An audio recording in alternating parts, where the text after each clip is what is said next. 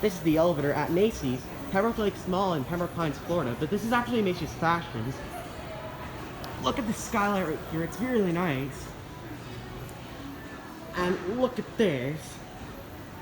Love the door design. Look. Wow. You can see that skylight right there and there too. And this is a Schindler RT elevator. Wow.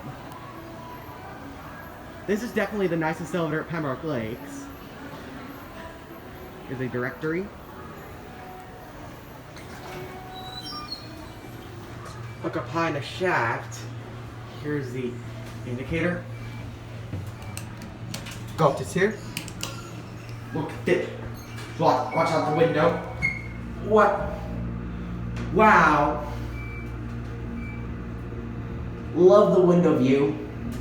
And especially the skylight. There are the escalators.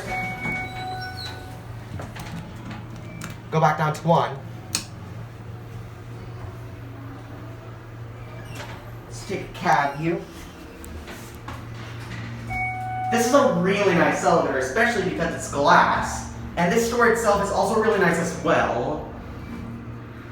And I even love the beach themed walls. Take it up one more time. Capacity 2,500 pounds. 6 feet. 6 feet. Look at this.